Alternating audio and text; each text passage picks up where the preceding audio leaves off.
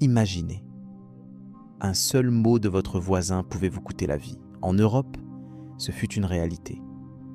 Comment la peur et la foi ont-elles transformé des gens ordinaires en sorcières et conduit des milliers d'entre eux au bûcher? Les racines des accusations de sorcellerie en Europe plongent profondément dans un réseau complexe de croyances populaires, de peurs collectives et de contextes sociaux propres aux différentes régions et époques. La notion selon laquelle certains individus, majoritairement des femmes, auraient conclu un pacte avec des forces surnaturelles pour nuire à autrui, est ancienne et s'appuie sur des représentations culturelles bien ancrées. Ces croyances ont trouvé un terrain fertile dans une société où le religieux et le superstitieux étaient intimement liés, donnant naissance à une vigilance accrue entre communautés. La société médiévale européenne, principalement rurale et dominée par l'Église, vivait dans un cadre où le mysticisme et la peur de l'inconnu régnaient. Les phénomènes naturels incompris, tels que les épidémies, les mauvaises récoltes ou les décès soudains, étaient souvent attribués à des forces maléfiques. Dans ce contexte, le sorcier ou la sorcière incarnait l'explication la plus tangible des maux. Ces figures furent tôt diabolisées par la doctrine chrétienne, qui associait la sorcellerie à une hérésie grave, opposant à la fois un agent malfaisant en pacte avec le diable. Les premières manifestations institutionnelles de la chasse aux sorcières sont souvent liées à des périodes d'instabilité politique et sociale, où les tensions accrues favorisaient la recherche d'un bouc émissaire. Les accusations étaient fréquemment dirigées contre des personnes marginalisées, telles que des veuves, des guérisseuses ou des individus au comportement jugé suspect. À cette époque, le rôle des autorités civilo-religieuses fut déterminant dans la transformation progressive des superstitions en actes judiciaires, renforçant ainsi l'idée d'une lutte organisée contre le mal. Les codes de loi et les procès relatifs à la sorcellerie commencèrent à se structurer au cours du XVe siècle, notamment avec des textes tels que le Malleus Maleficarum, ouvrage rédigé dans la première moitié de ce siècle. Cette publication joua un rôle crucial en systématisant les accusations contre les sorcières et en fournissant un cadre méthodique pour les interrogatoires, souvent accompagné de tortures. L'impact de ce manuel fut considérable à travers l'Europe, amplifiant la portée des persécutions et consolidant une vision unifiée des sorcières comme ennemies de la société. Les phénomènes de panique collective liés aux accusations de sorcellerie s'accompagnèrent souvent de campagnes de répression qui allèrent jusqu'aux exécutions publiques. Ces actes servirent de démonstration d'autorité et de purification morale, tout en renforçant la cohésion sociale autour des valeurs religieuses dominantes. Il convient de noter que ces processus ne furent pas homogènes et que leur intensité ou leur sévérité variait selon les régions, les périodes et les structures politiques locales. Les croyances populaires et les mythes entourant la sorcellerie étaient profondément enracinés dans des traditions orales et des pratiques anciennes. Certaines coutumes liées à l'usage des plantes, aux rites de guérison ou aux fêtes saisonnières furent parfois interprétées comme des signes de pratiques magiques. Cette confusion entre savoir empirique, médecine traditionnelle et magie renforça la méfiance des autorités ecclésiastiques et civiles. La ligne séparant l'acceptable du proscrit était souvent floue, contribuant ainsi à une grande insécurité juridique et morale. La dimension symbolique attachée à la figure de la sorcière dans les esprits européens est également le reflet de tensions sociales plus larges, notamment liées au rôle des femmes dans la société. Leur marginalisation, associée à des stéréotypes de séduction et de manipulation, a servi de base pour justifier les persécutions. Sont ainsi apparus des récits dénonçant les prétendues capacités maléfiques attribuées aux femmes, qui furent largement exploitées dans les circuits judiciaires et religieux. L'importance de l'Église dans ces processus mérite une attention particulière. Pendant plusieurs siècles, elle joua un rôle central en définissant l'orthodoxie et en sanctionnant les écarts perçus, dont la sorcellerie faisait partie. Les autorités ecclésiastiques collaborèrent souvent avec le pouvoir judiciaire pour traquer les hérétiques et sorciers, établissant des procédures spécifiques d'enquête et de condamnation. Cette alliance entre religion et pouvoir civil a profondément marqué la nature des chasses aux sorcières. L'analyse des archives historiques révèle que les procès pour sorcellerie pouvaient être motivés par des facteurs variés, allant de rivalités personnelles à des conflits économiques ou politiques. Les accusations pouvaient aussi découler d'un désir collectif d'exorciser les peurs liées à des catastrophes. Ces éléments soulignent le caractère multifactoriel de ces persécutions, juste avant qu'elles ne prennent une dimension institutionnelle à large échelle. Sur le plan culturel, la sorcellerie remit en question l'ordre dominant en opposant des pratiques jugées subversives à la moralité officielle. Les récits mythiques, souvent transmis par la littérature ou les sermons, contribuaient à nourrir l'imaginaire collectif et à renforcer les mécanismes de stigmatisation. La figure de la sorcière devint ainsi un symbole de l'altérité redoutée dans une société dualiste opposant bien et mal, ordre et chaos. Progressivement, ces croyances immatérielles prirent une forme encore plus concrète avec la mise en place de tribunaux spécialisés et de procédures judiciaires normalisées. Ce passage d'une répression sporadique à une chasse systématique fit émerger un phénomène d'hystérie collective, où la peur s'auto-alimentait par des dénonciations multiples et des scandales grandissants. La construction sociale de l'ennemi devint un moteur puissant pour les institutions de contrôle. Cette montée en puissance des procès de sorcellerie s'accompagna d'une radicalisation de la peine, notamment la condamnation à mort par bûcher, symbolisant la purification par le feu. Cette pratique, bien que répandue, ne fut cependant pas uniformément appliquée. Les variantes régionales dans les modes de jugement et de sanction montrent l'adaptabilité de ces procédures aux réalités locales. Elle illustre également la complexité du phénomène au-delà d'une simple uniformisation.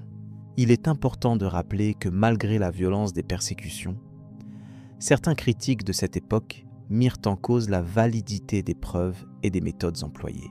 Des voix isolées appelèrent à plus de prudence et de raison, dénonçant les excès et les injustices.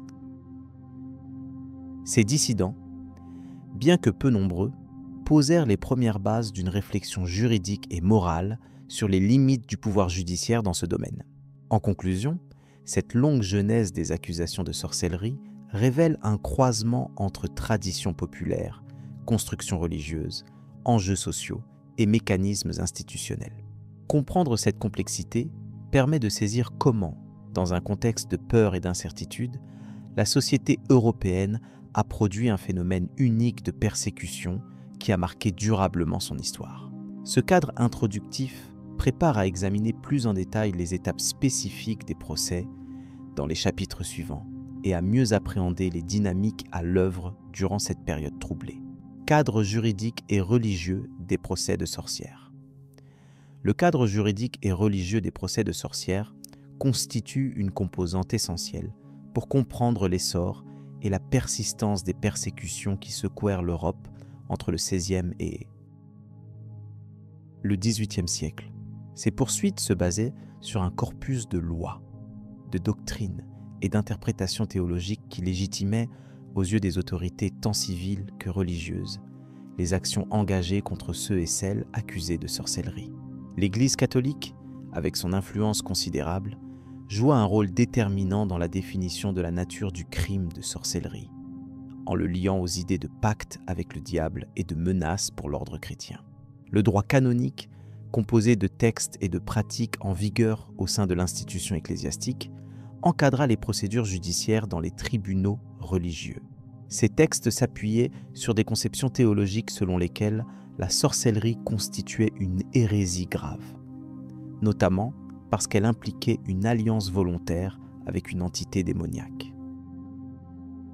Cette alliance était souvent perçue comme un reniement de la foi chrétienne, justifiant ainsi un traitement rigoureux.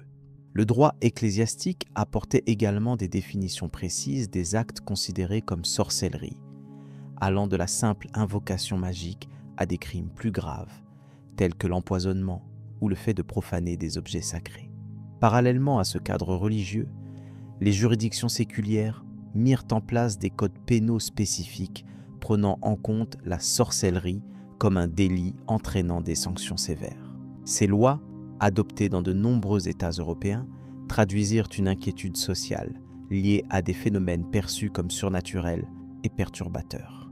Parmi les textes les plus connus figurent les Constitutions Carolinae, promulguées dans le Saint-Empire romain germanique au XVIe siècle, qui établissaient des procédures spécifiques pour la conduite des procès contre les sorciers et sorcières. Les tribunaux séculiers recevaient souvent les accusations portées par les communautés locales, et leur rôle consistait à valider les preuves, principalement basées sur des témoignages, des aveux obtenus sous la contrainte et diverses présomptions recueillies lors des enquêtes. Ces procédures s'appuyaient fréquemment sur l'emploi de la torture, acceptée comme méthode pour arracher la vérité. Cette pratique, inscrite dans les lois pénales de plusieurs pays, contribua à la multiplication des condamnations, en renforçant la propagation de la peur et de l'angoisse collective. Sur le plan religieux, les sermons et les écrits théologiques jouèrent un rôle dans la diffusion des idées sur la sorcellerie, en renforçant les croyances populaires. Les clercs insistaient souvent sur l'existence d'un combat spirituel entre le bien et le mal, présentant la sorcière comme un agent direct du diable. Cette rhétorique contribua à justifier moralement les poursuites, mais aussi à protéger les fidèles en leur offrant des cadres explicatifs à des phénomènes inquiétants, tels que les mauvaises récoltes ou les épidémies, souvent interprétés comme des maléfices. L'œuvre de quelques auteurs, comme le célèbre Malleus Maleficarum publié à la fin du XVe siècle, eut une influence considérable sur le traitement judiciaire de la sorcellerie. Cet ouvrage, rédigé par 2 dominicains, visait à guider les juges dans la détection et la condamnation des sorcières, en établissant un protocole rigoureux mêlant considérations théologiques et recommandations pratiques. Il renforça l'idée selon laquelle la sorcellerie était une menace réelle et imminente à la fois pour l'ordre social et religieux. Cependant, les pratiques judiciaires ne furent pas uniformes partout en Europe. Certaines régions adoptèrent des positions plus modérées ou établirent des barrières procédurales limitant l'usage de la torture. D'autres, en revanche, connurent des périodes d'intense hystérie où les poursuites se multiplièrent sans contrôle strict. Ces différences reflétaient aussi les variations dans la puissance des autorités locales, dans la structure des tribunaux et dans les traditions juridiques propres à chaque territoire. Il est également important de souligner que l'accusation de sorcellerie s'inscrivait souvent dans des contextes sociaux complexes. Les tensions entre communautés, les conflits de voisinage, ainsi que les rivalités économiques pouvaient favoriser l'émergence d'accusations fallacieuses ou instrumentalisées à des fins politiques ou personnelles. Dans ce cadre, le cadre juridique et religieux ne faisait pas seulement office d'instrument de justice, mais aussi d'outil de contrôle social et d'expression de peur collective. La collaboration entre autorités religieuses et séculières s'exprima par la mise en place de procédures mixtes, dans lesquelles les juges ecclésiastiques et civils intervenaient à différents moments de l'enquête et du jugement. Cette complémentarité permit d'établir une répression plus efficace, quoique parfois confuse du fait de la superposition des compétences. Dans plusieurs cas, les tribunaux religieux se concentraient sur la question de l'hérésie et du repentir, tandis que les autorités séculières étaient chargées de la mise à mort ou des peines corporelles. À cette configuration s'ajouta le rôle des ordres monastiques et des inquisiteurs, figures institutionnelles dont la mission principale était de combattre l'hérésie sous toutes ses formes.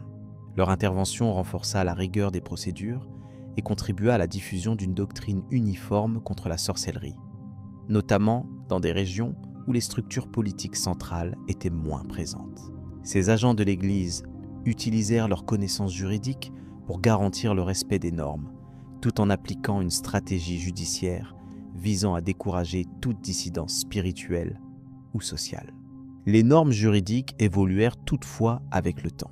Si au début du XVIe siècle, les poursuites étaient souvent systématiques, on observa progressivement à partir du XVIIe siècle une remise en question croissante des fondements des procès.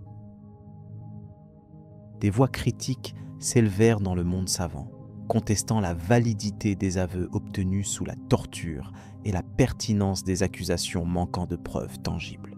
Cette évolution annonça une gradualité vers la fin des grandes chasses aux sorcières, reflet d'une transformation profonde des mentalités et des institutions judiciaires.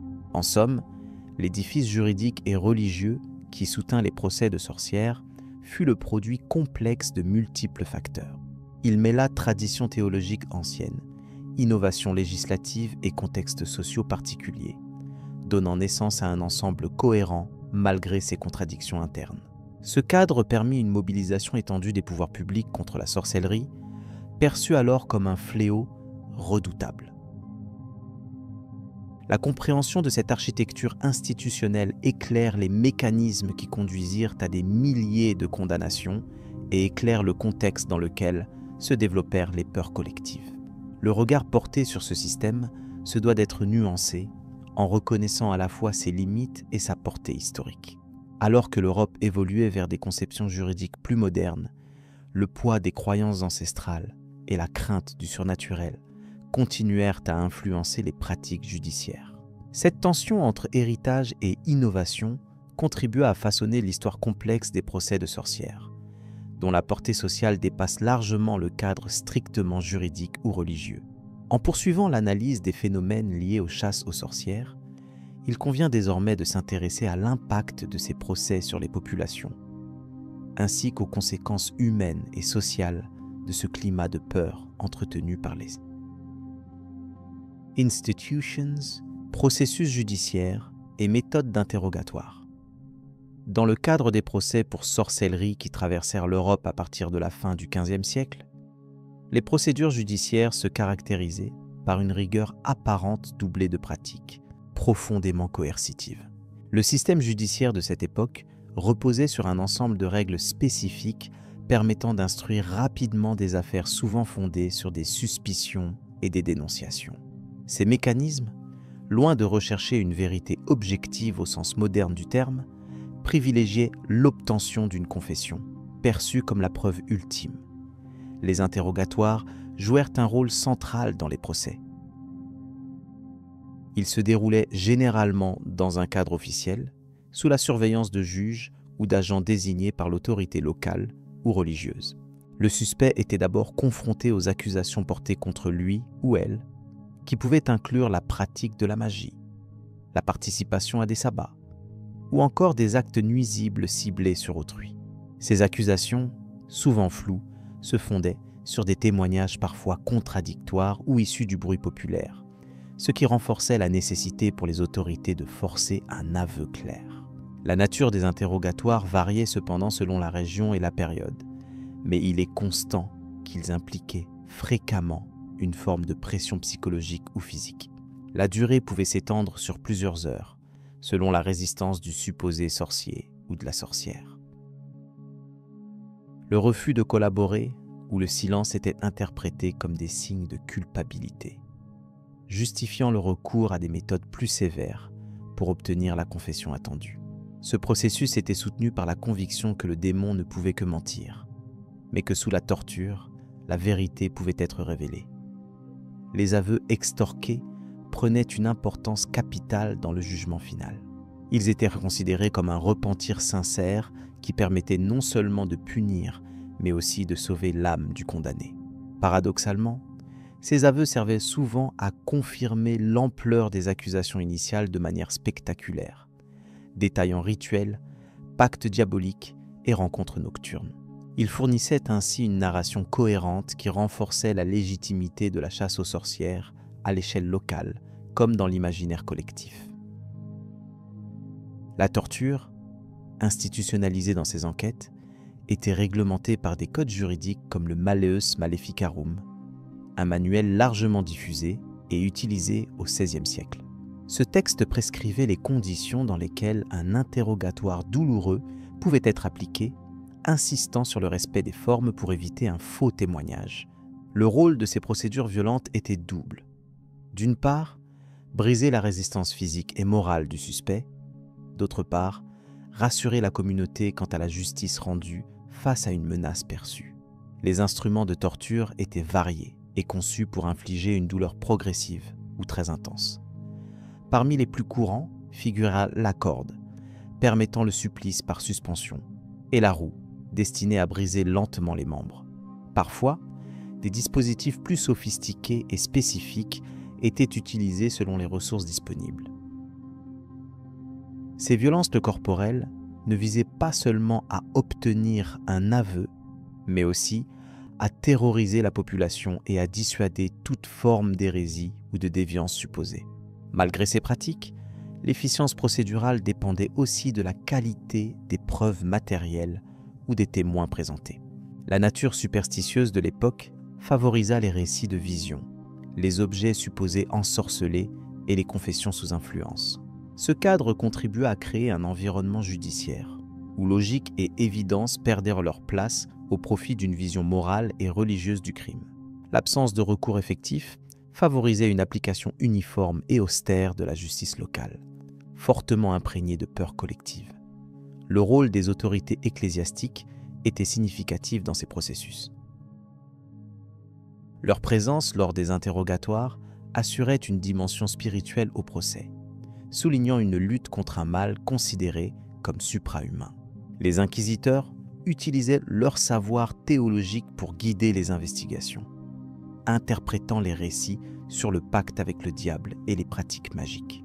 Cette influence façonna la manière dont les preuves et les confessions étaient évaluées, dans un contexte où foi et raison étaient étroitement imbriquées. Quelques procédures incluaient également des épreuves dites de la sorcellerie, visant à vérifier physiquement la culpabilité.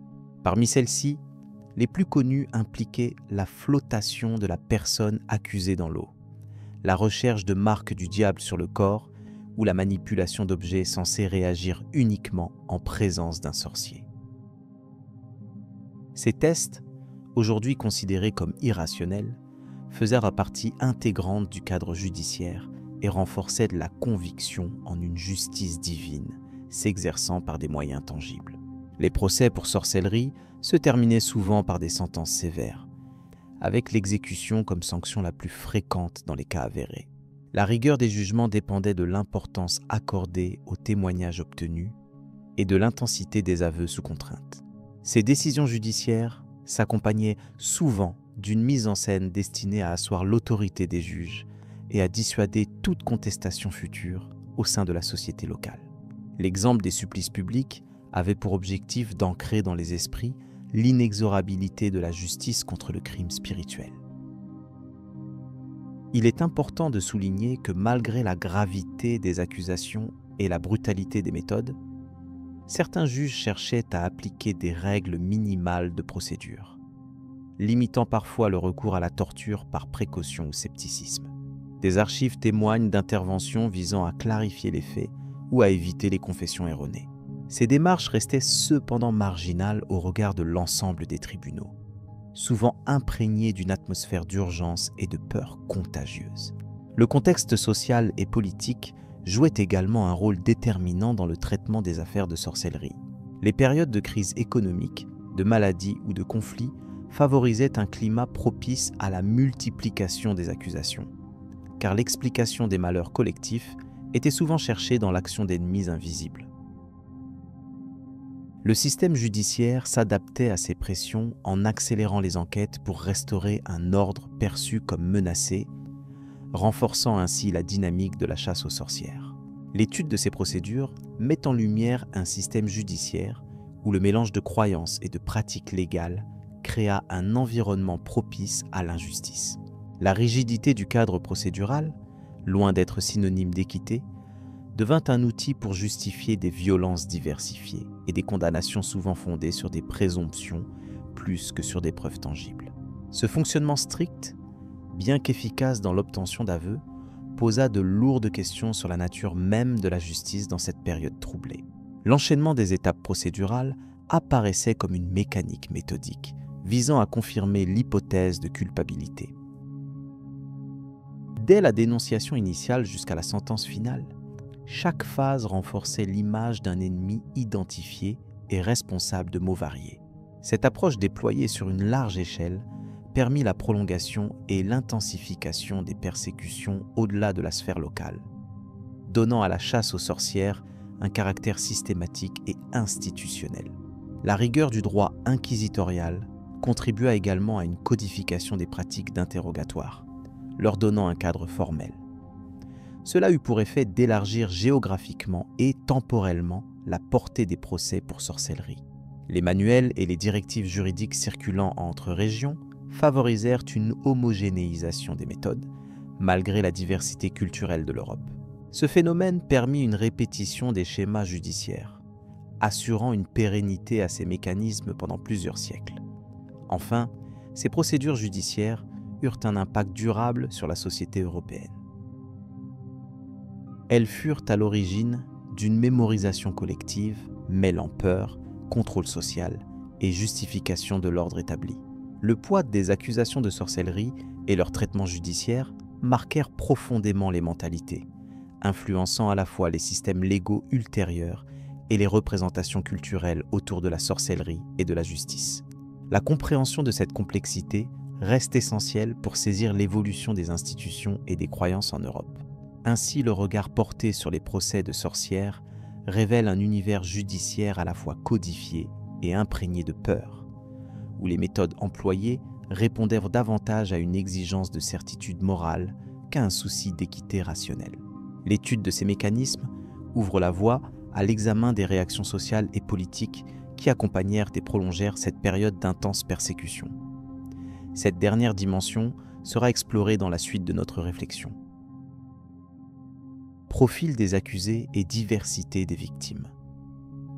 Au cours des siècles passés, les procès en sorcellerie en Europe ont touché une vaste diversité de personnes, dont le profil social, économique et culturel varie considérablement. Il importe de comprendre que les victimes n'étaient pas uniquement des paysans ignorants, mais incluaient également des individus de statuts sociaux plus élevés. La complexité de ces profils éclaire les mécanismes qui rendaient certaines catégories particulièrement vulnérables à l'accusation. Nombreux étaient les paysans, souvent exposés à des conditions de vie difficiles, à la précarité économique et aux aléas climatiques. Leur quotidien marqué par la peur des mauvaises récoltes, des épidémies et des famines créait un terreau fertile à l'apparition de soupçons sur des voisins jugés étrangers ou marginaux. La pauvreté, ainsi que le peu de connaissances scientifiques, favorisaient la croyance en la sorcellerie. Ces paysans faisaient fréquemment partie des premiers accusés, car ils ne disposaient ni des ressources ni de la protection sociale pour se défendre efficacement. Toutefois, la chasse aux sorcières ne s'est pas limitée à ces classes défavorisées. Des individus issus de la bourgeoisie rurale ou même de la petite noblesse ont également été enquêtés et condamnés pour sorcellerie. Ces catégories, souvent propriétaires terriens ou exerçant des fonctions administratives locales, bénéficiaient parfois d'un certain capital social. Toutefois, leur statut ne les mettait pas à l'abri des accusations, surtout lorsque leur pouvoir était contesté ou lorsque des rivalités économiques et politiques s'intensifiaient. La jalousie, les conflits d'intérêts ou simplement le désir d'éliminer un concurrent pouvaient être des motivations sous-jacentes aux mises en accusation. Un autre facteur significatif réside dans le genre des accusés. Les femmes représentaient la majorité des victimes dans la plupart des procès en sorcellerie. En Europe, les stéréotypes sexistes solidifiaient l'image de la femme vulnérable au diable ou capable de lui céder à cause de sa nature supposément plus faible ou émotive. Cette construction sociale était utilisée comme argument pour justifier des persécutions disproportionnées. Pourtant, il est important de noter que des hommes ont aussi été accusés, particulièrement dans certaines régions où les enquêtes établissaient que des sorciers masculins exerçaient une influence néfaste sur la communauté. La marginalisation sociale contribua également à cibler certains groupes plus que d'autres. Les personnes âgées, les veuves ou celles vivant en marge de la société étaient souvent soupçonnées avec plus d'intensité. Leur isolement faisait naître des rumeurs et renforçait la défiance de la communauté à leur égard. De plus, la pauvreté et l'absence de protecteurs puissants rendaient leur défense difficile, augmentant ainsi les risques de condamnation. D'un point de vue culturel, certaines pratiques populaires ou croyances locales pouvaient attirer l'attention des autorités religieuses ou judiciaires. Par exemple, l'utilisation de remèdes traditionnels, le recours aux guérisseurs ou aux herboristes était interprété comme des signes d'un éventuel pacte avec le diable. Les communautés rurales partageaient souvent des rituels et des coutumes propres, que l'Église dominante cherchait à remplacer ou à contrôler, ce qui intensifiait la suspicion envers certains individus. L'hétérogénéité des victimes montre aussi que le contexte historique jouait un rôle déterminant. Pendant les périodes de crise politique, sociale et économique, les tensions accumulées trouvaient un exutoire dans la recherche de boucs émissaires. L'augmentation des procès correspond souvent à des moments où la peur collective et l'instabilité favorisaient l'émergence de réactions irrationnelles. Ainsi, les procès en sorcellerie ne doivent pas être analysés uniquement sous l'angle judiciaire, mais aussi comme un phénomène sociologique complexe. Le système judiciaire lui-même, caractérisé par l'utilisation fréquente de la torture, la présomption de culpabilité et l'absence de garantie de procédure équitable, contribuait à l'ampleur des condamnations. Souvent, sous la contrainte, les accusés signaient des aveux qui alimentaient la machine inquisitoriale. Ces éléments renforçaient la logique implacable qui poussait à approfondir les enquêtes et multiplier les arrestations, quelle que soit la véracité des accusations. Les différences régionales influençaient aussi le profil des accusés. Dans certaines zones, les communautés avaient des relations plus étroites avec les autorités religieuses ou laïques, ce qui pouvait tempérer ou au contraire exacerber la sévérité des sanctions. De plus, la géographie, avec la proximité de frontières ou le mélange de populations diverses, favorisait parfois la suspicion à l'égard d'étrangers ou de groupes minoritaires. Par ailleurs, il faut souligner le rôle des femmes en position professionnelle dans le champ de la médecine traditionnelle ou de la guérison. Certaines d'entre elles, aux connaissances empiriques sur les plantes médicinales, étaient perçues comme menaçantes pour la médecine officielle et la doctrine religieuse. Leur expertise locale s'associait alors à la notion de sorcellerie, souvent sans fondement réel, mais avec des répercussions dramatiques. Chaque accusation s'inscrivait ainsi dans un tissu social complexe où coexistaient peur, rivalité, superstition et contrôle social. La diversité des profils des victimes offre une compréhension plus nuancée de ce phénomène qui dépasse largement le simple cadre d'une chasse à la superstition hâtive. Étudier ces caractéristiques permet de mieux saisir comment des mécanismes sociaux ont engendré un climat propice à la persécution. Les archives judiciaires, bien que partielles et parfois partiales, offrent des exemples concrets. On y trouve des témoignages d'individus variés, de différentes classes sociales, âges et professions, touchés par les mêmes accusations et souvent condamnés sans preuve tangible. Ce constat met en lumière la dimension collective et politique de ces procès, qu'il convient de considérer dans leur globalité. Enfin, ces profils divers soulignent la fragilité des relations humaines dans des sociétés où la peur du mal invisible structurait les rapports sociaux. L'accusation de sorcellerie devenait parfois une arme puissante pour régler des différends personnels ou communautaires, au prix d'innocents sacrifiés sur l'autel d'une justice imparfaite. Ce tableau des victimes prépare à considérer par la suite les mécanismes spécifiques des procès, les procédures mises en œuvre et l'évolution des mentalités qui, petit à petit, ont conduit à la fin de cette tragédie collective au cours des siècles suivants.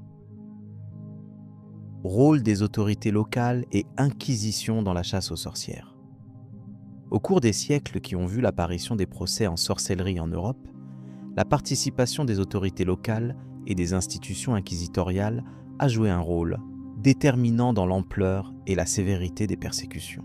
Ces entités, investies d'un pouvoir juridique et parfois religieux, ont encadré les procédures, imposant les règles du jeu et parfois amplifiant l'intensité des chasses aux sorcières.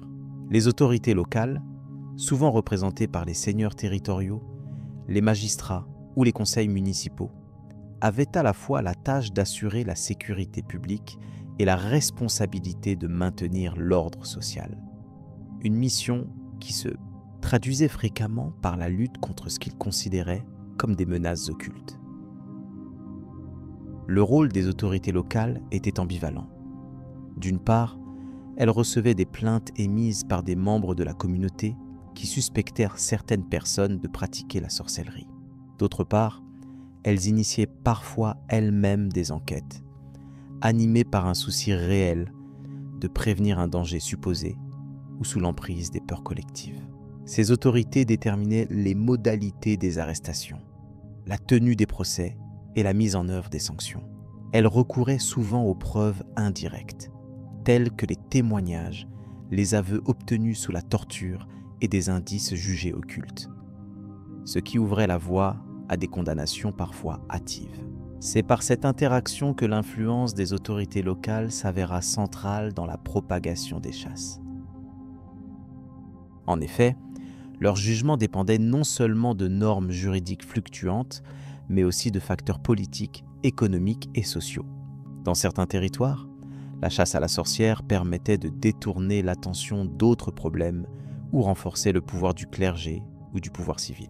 Ce contexte favorisait une convergence entre la peur collective et des intérêts particuliers, faisant des poursuites un instrument contrôlé, mais parfois déformé par ceux qui exerçaient l'autorité.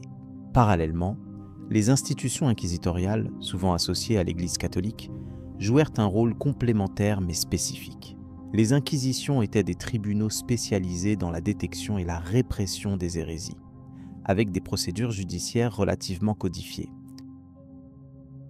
Leur participation au procès de sorcellerie variait selon les régions et les périodes, mais elles furent parfois habilitées à intervenir pour garantir la conformité des poursuites avec le droit canonique. Elles possédaient ainsi une double fonction: empêcher les excès incontrôlés tout en validant la pertinence des accusations. L'institution inquisitoriale avait à sa disposition des spécialistes appelés inquisiteurs qui menaient les interrogatoires, examinaient les preuves et rendaient des jugements. Leur statut leur conférait une certaine impartialité supposée, mais la réalité s'avérait plus complexe. La peur du mal décrit par les doctrines religieuses, l'interprétation des textes sacrés et la pression des contextes sociaux influençaient leurs décisions. Le recours à la torture restait autorisé dans certains cas, bien que réglementé, et les condamnations pouvaient se solder par la peine capitale ou l'emprisonnement. L'impact cumulatif de ces institutions dans la chasse aux sorcières fut considérable. Elles créèrent un cadre légal et institutionnel qui légitimait la persécution en lui donnant une forme procédurale et un appui officiel. La peur et la suspicion, lorsqu'elles étaient institutionnalisées, gagnaient en intensité et en légitimité sociale. Certaines régions devinrent particulièrement actives dans la chasse, en raison de la collaboration étroite entre autorités locales et tribunaux d'inquisition. Ce phénomène engendra des vagues successives d'arrestations et d'exécutions, alimentées par des réseaux de surveillance communautaire et des dénonciations systématiques. Par ailleurs, ces procédures exposaient les individus accusés à un isolement juridique, social et physique. Souvent privés d'un véritable droit de défense, ils dépendaient de la bonne volonté des autorités et de la rigueur ou de la clémence des inquisiteurs.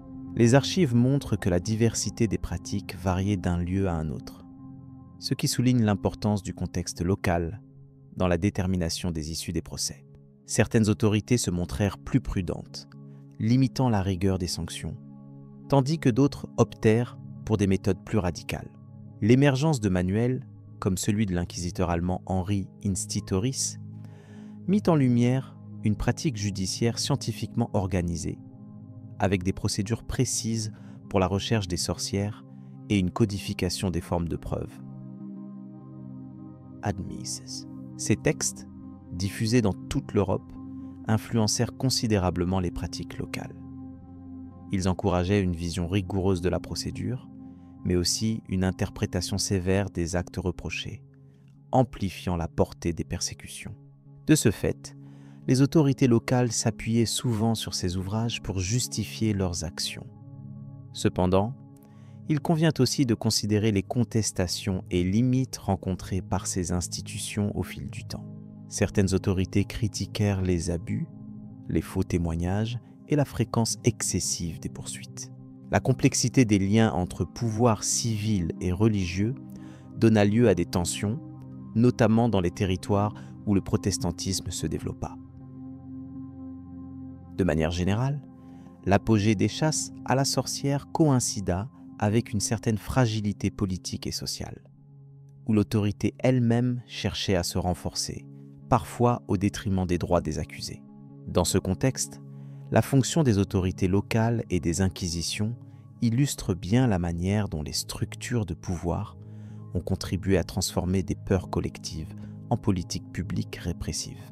En encadrant rigoureusement les poursuites, en validant des procédures souvent inhumaines, elles ont créé un cadre qui a permis l'extension massive de la chasse aux sorcières en Europe.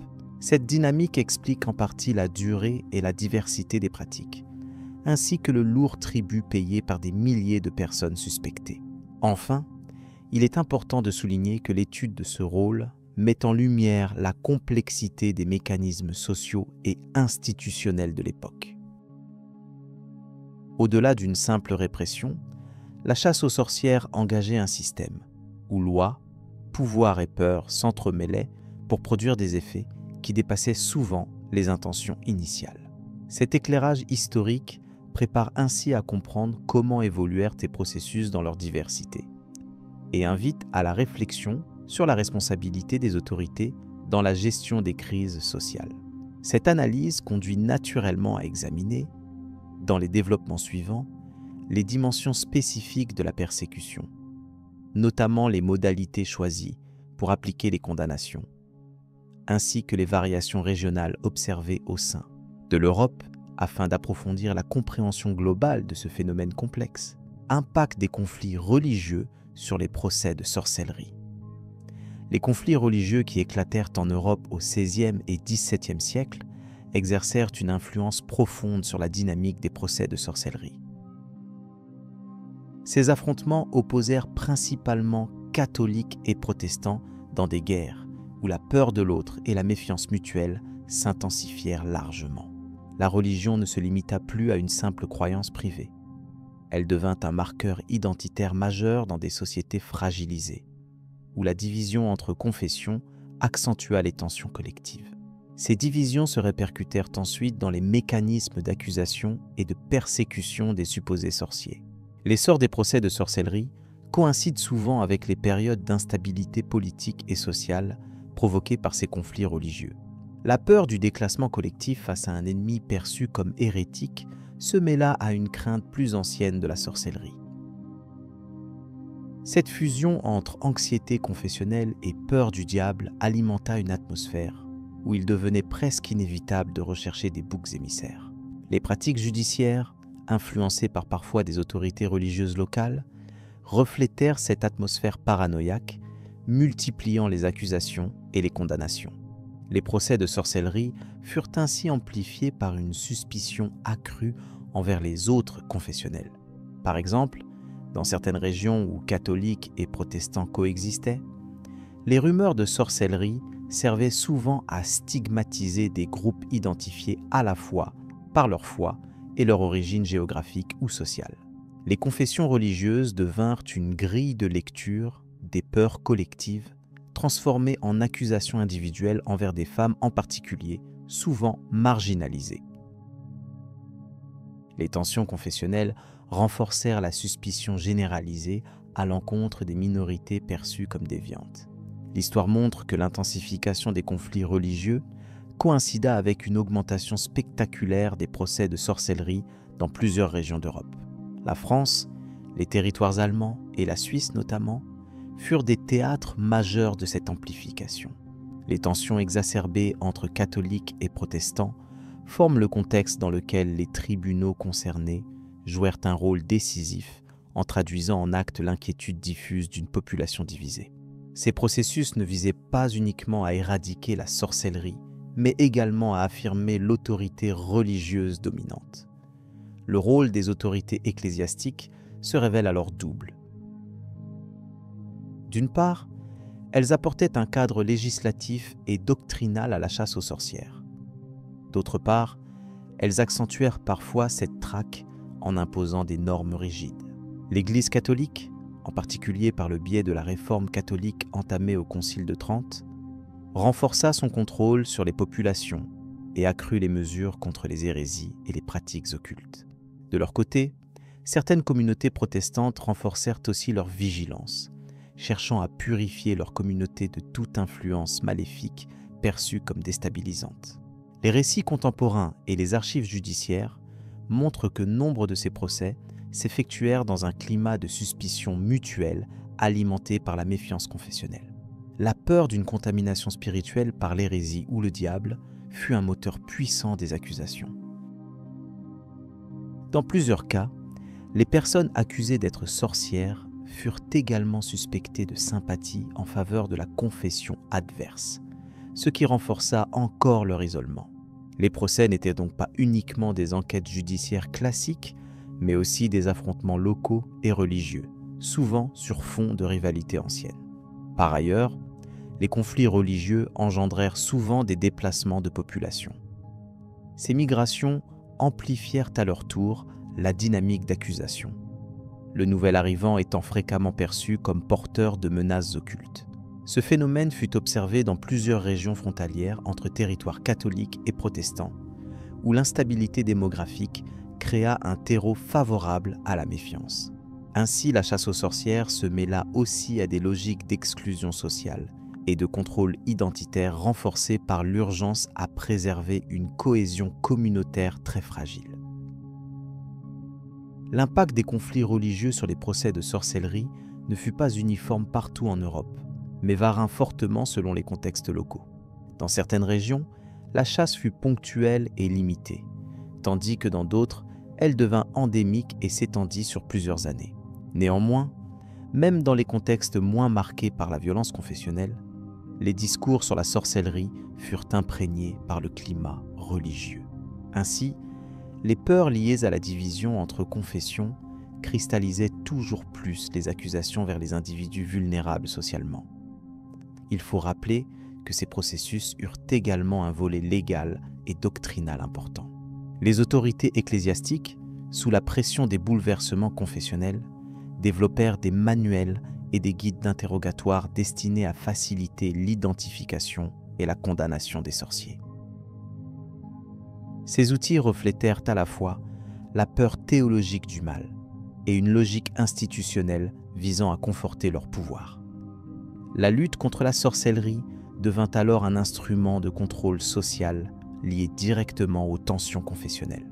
En conclusion, les guerres de religion en Europe déclenchèrent ou renforcèrent une situation où les procès de sorcellerie prirent une ampleur dramatique. La division religieuse accentua les peurs collectives, multipliant les mécanismes d'accusation, d'exclusion et de persécution. La chape de suspicion exercée par les conflits confessionnels favorisa un climat propice à l'hystérie sociale, donnant naissance à une dynamique dangereuse où se mêlaient peur du diable, lutte contre l'hérésie et affirmation identitaire. Cette analyse permet de mieux comprendre comment les tensions religieuses influencèrent durablement l'histoire judiciaire et sociale de cette période. Ces thèmes mènent naturellement à l'examen d'autres facteurs ayant contribué au procès, que nous aborderons sous peu. Symboles, croyances et rituels associés à la sorcellerie. Les symboles, croyances et rituels liés à la sorcellerie ont profondément marqué l'imaginaire collectif européen pendant plusieurs siècles. Cette richesse symbolique trouve ses racines dans des traditions ancestrales mêlant paganisme, christianisme et folklore populaire. En effet, pour comprendre les mécanismes qui ont alimenté les récits de sorcellerie, il est essentiel d'explorer ces repères culturels qui ont façonné la perception des pratiques magiques et occultes. Les symboles se manifestent sous diverses formes, chacun porteur d'un sens particulier, souvent ambivalent, entre protection et malédiction. Parmi les plus courants, le pentacle ou étoile à 5 branches représente une figure aux multiples interprétations. Associé à la nature et aux 4 éléments, il est parfois perçu comme un symbole de protection contre les forces mauvaises. Pourtant, dans le contexte de l'Inquisition et des procès de sorcières, il a pu être interprété à tort comme un signe d'allégeance au diable. Cette double lecture illustre bien la complexité des croyances liées à la sorcellerie, où un même signe pouvait être perçu soit comme un talisman, soit comme une marque de danger. La croyance en des objets magiques ou en talismans était également répandue dans les sociétés européennes. Par exemple, la lecture de glyphes inscrits sur des amulettes ou des parchemins visait à détourner les mauvais sorts ou la malveillance supposée des sorcières. Ces talismans étaient souvent fabriqués en matériaux naturels, comme des pierres, des os ou des branches auxquelles on prêtait des vertus protectrices. Ils jouaient un rôle crucial dans les rituels quotidiens et contribuaient à renforcer le sentiment de sécurité dans un monde perçu comme hostile. Sur le plan rituel, l'utilisation d'herbes et de plantes tient une place importante dans les pratiques populaires associées à la sorcellerie. Certaines plantes comme la belladone, la jusquiame ou la mandragore étaient réputées pour leurs propriétés hallucinogènes ou anesthésiantes. Leur utilisation dans des potions ou onguents témoigne de savoirs ancestraux transmis de génération en génération. Ces concoctions étaient liées à des rites de transformation, d'invocation ou de guérison, renforçant ainsi la réputation mystérieuse et parfois redoutée des praticiens qualifiés de sorciers. Les superstitions autour des phases lunaires et des cycles de la nature étaient aussi indissociables des croyances en la sorcellerie. La lune, en particulier, revêtait une signification symbolique forte en tant qu'astre changeant influençant les pouvoirs magiques et les moments propices pour les rituels. On croyait que certaines nuits de pleine lune étaient particulièrement favorables pour réaliser des sortilèges ou des maléfices, tandis que d'autres périodes du cycle lunaire étaient réservées à la purification ou à la protection. Cette association rythmait la vie des communautés rurales et imposait un cadre temporel aux pratiques occultes. L'imagerie populaire jouait par ailleurs un rôle déterminant dans la diffusion des idées concernant la sorcellerie. Les gravures, brocarts et récits illustrés représentèrent souvent les sorcières en compagnie de chauves-souris, de chats noirs ou de crapauds, tous animaux symboliques liés au mystère et à l'occultisme. Ces représentations visuelles nourrissaient l'imaginaire collectif et pouvaient accentuer la peur ou la fascination portée à ces figures. Il s'agissait d'une forme de communication non écrite, aidant à renforcer les stéréotypes liés à la magie noire. Par ailleurs, les témoignages des procès de sorcières montrent que certains gestes physiques et postures étaient perçus comme des signes de sorcellerie. Par exemple, le fait d'avoir une marque sur le corps, appelée marque du diable, était interprété comme un sceau démoniaque. Cette marque pouvait prendre la forme d'une cicatrice, d'une tache ou d'une pigmentation particulière. Son identification servait souvent de preuve d'impiété lors des interrogatoires et renforçait les accusations portées contre les accusés. Cette croyance illustre la manière dont le corps devenait un terrain d'investigation symbolique. Dans certaines régions, les coutumes populaires offraient aussi des protections contre les effluves maléfiques attribués aux sorcières. Le port de croix en bois, la suspension de fer à cheval ou la pose de sel à l'entrée des maisons étaient autant de remèdes apotropaïques visant à repousser le mal. Ces pratiques utilisaient des éléments perçus comme sacrés ou dotés de pouvoirs intrinsèques. Elles témoignent d'un effort collectif pour conjurer la peur de l'invisible et garder un équilibre dans la confrontation avec l'inconnu. Les récits mythologiques et les contes populaires ont largement contribué à l'imaginaire autour de la sorcellerie, transmettant des images puissantes qui ont perduré dans le temps. Certains personnages légendaires comme les sorcières de la forêt ou les dames blanches illustraient les archétypes de la magie, associant la nature à des forces surnaturelles. Ces histoires dialoguaient avec les croyances réelles des communautés, renforçant la cohérence d'un univers où le merveilleux côtoyait le redoutable. Leur transmission orale jouait un rôle fondamental dans la diffusion de ces savoirs invisibles. La croyance en des pactes avec le diable reste l'un des éléments les plus emblématiques des récits de sorcellerie. On pensait que certains individus échangèrent leur âme contre des pouvoirs surnaturels. Cette notion, largement véhiculée par les autorités religieuses, servait à expliquer la source prétendue des pouvoirs des sorciers. Elle renforçait une condamnation morale et une distance entre la société et ceux perçus comme marginaux. Ce concept est illustré par la diffusion des sabbats, réunions durant lesquelles des sorcières auraient pratiqué des rites lors de nuits secrètes. Il convient aussi de noter l'importance des vêtements, et des accessoires dans les représentations de la sorcellerie. Le chapeau pointu, souvent évoqué, n'a pourtant pas d'origine clairement attestée dans les documents historiques. Il semble s'agir d'un symbole véhiculé par l'imaginaire collectif et popularisé par des gravures. D'autres éléments comme les balais, présents dans les récits de voyages nocturnes des sorcières, participaient à une iconographie qui associait l'ordinaire au fantastique, accentuant ainsi la portée symbolique des pratiques décriées. Les croyances autour des transformations animales sont également significatives. Le mythe de la métamorphose de la sorcière en chat, renard ou autre animal nocturne illustre la peur de la capacité à échapper à la forme humaine pour accomplir des actes maléfiques. Ces récits s'inscrivent dans une tradition où l'animal symbolise souvent des forces naturelles indomptées ou cachées.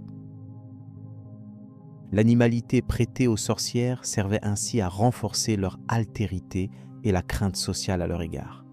Elles devenaient figures ambivalentes entre humanité et bestialité. Il ne faut pas sous-estimer le rôle des symboles religieux dans la perception de la sorcellerie.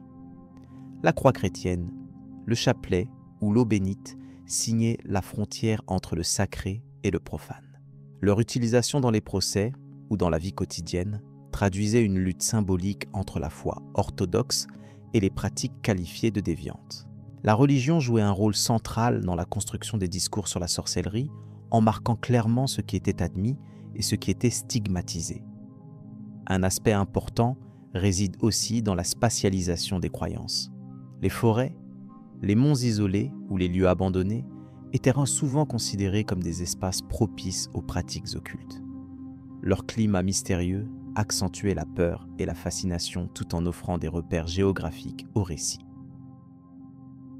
Ces lieux étaient investis d'un pouvoir symbolique puissant, à la fois dangereux et attractif, raison pour laquelle ils devinrent des scènes privilégiées des procès ou des légendes associées aux sorcières. Il est également intéressant de relever le rôle des saisons dans la structuration des croyances. Les périodes telles que Halloween ou le solstice d'hiver étaient perçues comme des moments où la barrière entre le monde des vivants et celui des esprits s'amincissait. Ces temporalités donnaient une légitimité culturelle aux rituels et renforçaient l'impact des symboles. Ces fêtes populaires, souvent issues de traditions anciennes, maintenaient vivante la mémoire de pratiques liées à la sorcellerie, tout en les intégrant dans un cadre social accepté. Les archives judiciaires et les manuscrits de l'époque fournissent une source essentielle pour comprendre la place de ces symboles dans les processus de persécution. Ils reflètent les peurs, les préjugés et les représentations collectives d'une société en quête de contrôle face à l'inexplicable. Le décryptage de ces documents révèle souvent une instrumentalisation des symboles au service de stratégies politiques ou religieuses. Ce contexte historique permet de mieux saisir l'impact profond de ces symboles sur la vie quotidienne et sur le vécu des individus accusés. Enfin, ces éléments symboliques n'étaient pas uniquement négatifs ou porteurs de peur. Ils constituaient aussi une forme d'expression identitaire et de résistance culturelle. Le maintien de certaines croyances et pratiques témoigne de la richesse des traditions populaires et de leur capacité à s'adapter aux transformations sociales. Comprendre ces dimensions permet d'observer la sorcellerie non seulement comme une cause de persécution, mais aussi comme une facette complexe des cultures européennes, ancrée dans un univers symbolique profond et multiforme. Cette exploration invite à poursuivre l'analyse des conditions historiques et sociales qui ont façonné ces phénomènes, ouvrant la voie à une compréhension plus globale des processus autour de la sorcellerie, conséquences sociales et psychologiques des procès. Les procès en sorcellerie qui ont marqué l'Europe entre les 15e et 18e siècles ont eu des répercussions profondes et durables sur les communautés locales. Ces chasses aux sorcières, souvent déclenchées par un mélange de peur, de superstition et de pouvoir, ont généré une atmosphère de terreur et de méfiance omniprésente. La peur de l'invisible et de l'inexplicable s'est traduite par une suspicion envers le voisin, déstabilisant ainsi les fondements même des liens sociaux. Les répercussions se sont manifestées à plusieurs niveaux, affectant non seulement la cohésion des groupes, mais aussi la psyché individuelle, entraînant des formes diverses de traumatisme. Dans les villages et petites villes, où les procès en sorcellerie étaient les plus fréquents, la peur collective s'est vite transformée en un climat toxique de dénonciation. Tous pouvaient devenir suspects, souvent sur la base de rumeurs infondées ou de conflits personnels. Cette méfiance généralisée menait à l'isolement systématique de certains habitants, susceptibles d'être accusés d'avoir des liens occultes avec des forces maléfiques.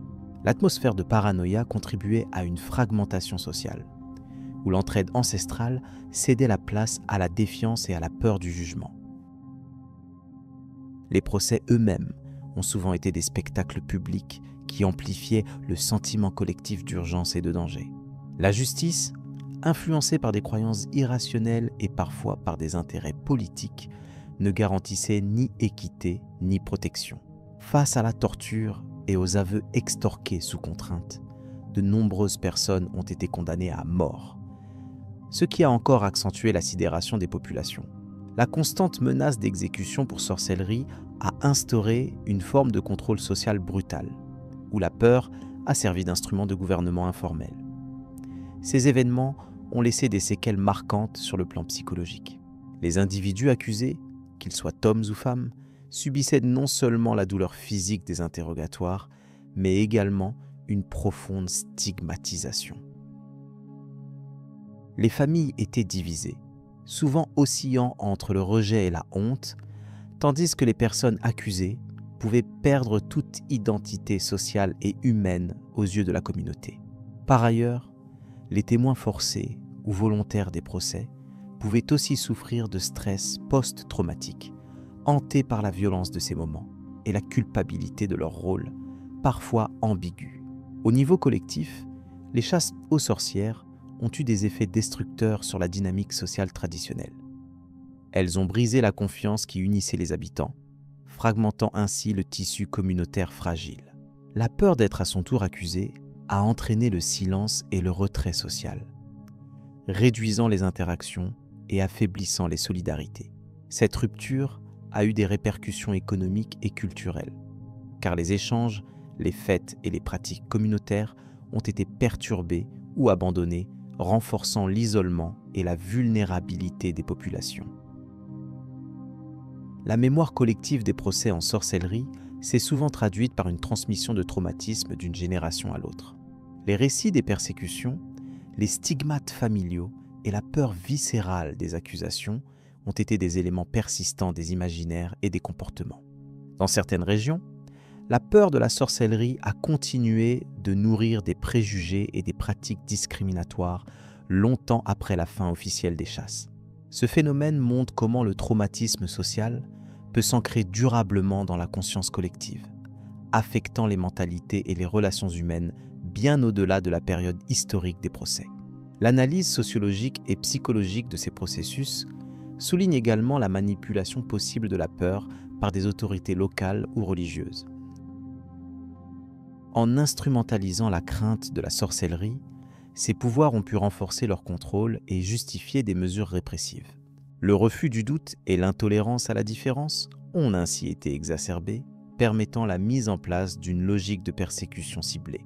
Cela a contribué à marginaliser non seulement des individus, mais aussi des groupes entiers, notamment des femmes, considérées comme plus vulnérables aux accusations à cause des normes sociales de l'époque.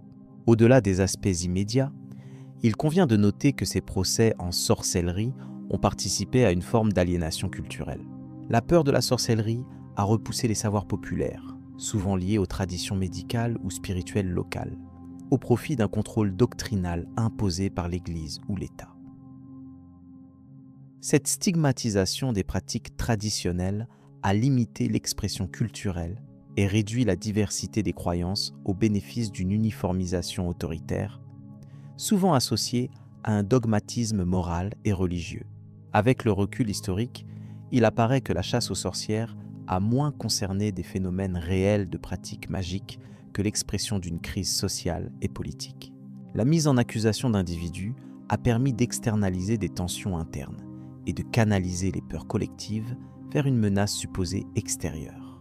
Cette dynamique a généré une spirale incontrôlable d'accusations et de violences, illustrant les dangers d'une société traversée par la peur et la haine. Ces mécanismes restent aujourd'hui des objets d'étude majeurs pour comprendre les processus de stigmatisation et de persécution. Par ailleurs, la diversité des contextes géographiques et culturels a montré que les impacts variaient selon les structures sociales et les traditions locales. Certains territoires ont connu des épisodes plus modérés, tandis que d'autres ont été le théâtre de véritables massacres. Cette variabilité souligne l'importance des facteurs économiques, politiques et culturels dans la genèse et la durée des chasses aux sorcières. Malgré ces différences, la peur et la déstabilisation sociale ont été des constantes, révélant la fragilité des sociétés face aux crises collectives exacerbées par l'ignorance et le fanatisme. L'étude des récits historiques et des archives judiciaires permet de mieux comprendre comment ces événements ont façonné les mentalités européennes. La chasse aux sorcières a laissé une empreinte indélébile sur la conception du droit, de la justice et des droits individuels. La remise en question progressive de ces procès a été liée à l'émergence des idées des Lumières et à une nouvelle approche critique envers la superstition et la peur irrationnelle. Ainsi, le déclin des chasses marque aussi une avancée vers une société plus rationnelle, même si les cicatrices psychologiques et sociales ont persisté. Les témoignages des victimes, lorsqu'ils ont été conservés, révèlent une grande diversité d'expériences. Certains ont vécu dans la clandestinité, d'autres ont cherché à réhabiliter leur nom après la fin des persécutions. Ces récits personnels enrichissent la compréhension des effets à long terme des chasses aux sorcières, tant sur le plan émotionnel que politique. Ils illustrent également la résistance silencieuse face à l'oppression et la capacité des communautés à reconstruire progressivement des liens sociaux malgré les traumatismes. Il est intéressant aussi d'observer l'évolution des représentations culturelles liées au procès en sorcellerie. De la peur initiale sont nées des formes d'expression artistique, littéraire et cinématographique qui, tout en revenant sur ces épisodes, contribuent à leur mise en perspective. Ces œuvres participent à une forme de mémoire collective renouvelée qui aide à comprendre les mécanismes de persécution et à prévenir leur répétition.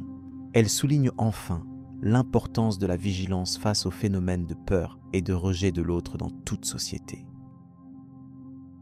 Pour conclure cette réflexion sur les conséquences sociales et psychologiques des procès en sorcellerie, il apparaît que ces événements ont constitué une profonde fracture dans les sociétés européennes de l'époque.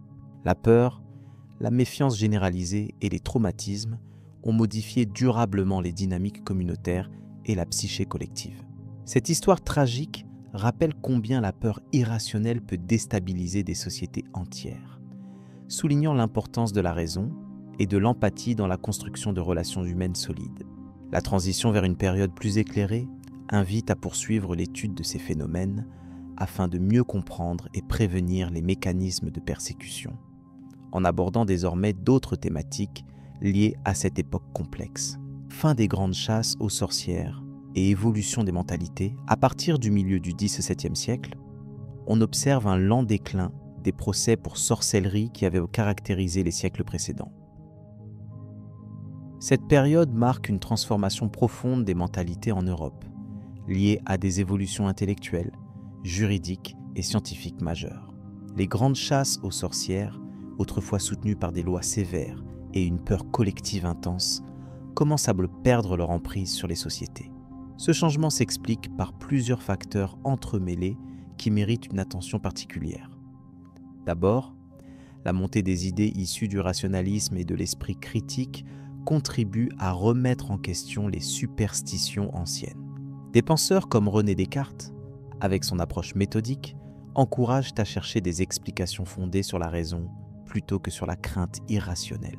L'influence de ces idées gagne peu à peu les cercles juridiques et les institutions chargées d'appliquer la justice. Ce phénomène réduit considérablement la crédibilité des accusations de sorcellerie, désormais vues comme des prétextes fragiles reposant sur des témoignages discutables. Par ailleurs, les procédures judiciaires subissent des transformations notables. Les tribunaux commencent à exiger des preuves plus solides et précises avant de condamner un individu. Le recours à la torture, souvent utilisé pour extorquer des aveux dans les procès de sorcellerie, est de plus en plus restreint. Cette évolution reflète une volonté de limiter les erreurs judiciaires et de protéger les droits des accusés difficiles à défendre dans un climat de panique générale. Ainsi, les condamnations à mort pour sorcellerie deviennent plus rares, bien que certaines régions continuent à maintenir des pratiques répressives. En même temps, les progrès des sciences naturelles participent à ce changement d'attitude. L'étude des phénomènes observables et la quête d'explications rationnelles diminuent la place accordée aux croyances magiques et superstitieuses. Par exemple, l'observation rigoureuse du monde permet de comprendre des phénomènes précédemment attribués à la sorcellerie, ce qui affaiblit les fondements des accusations. L'apparition de disciplines telles que l'astronomie, la chimie ou la médecine contribue à démystifier les idées sur le surnaturel. Il est important de noter que les croyances populaires ne disparaissent pas immédiatement. Le XVIe et le XVIIe siècle restent marqués par une forte croyance en la magie et en l'existence des sorcières, notamment dans les milieux ruraux. Cependant, l'évolution des mentalités se traduit par une division croissante entre les élites éclairées et les populations plus traditionnelles. Cette rupture sociale explique en partie la diminution progressive des procès, les autorités éclairées cherchant à freiner l'essor des persécutions souvent alimentées par la peur collective et des rivalités locales. De plus, l'influence croissante des puissances étatiques centristes joue un rôle dans cette dynamique. Centraliser le pouvoir judiciaire permet de standardiser les règles et de limiter les excès protagonistes souvent observés dans les procédures locales. Cette centralisation se traduit par une application plus rigoureuse du droit, fondée sur des principes uniformes et souvent moins susceptibles de céder à l'hystérie populaire. Ainsi, les États européens favorisent un encadrement juridique qui tend à protéger les individus contre des poursuites arbitraires liées à la sorcellerie. Cette transformation est cependant inégale selon les régions.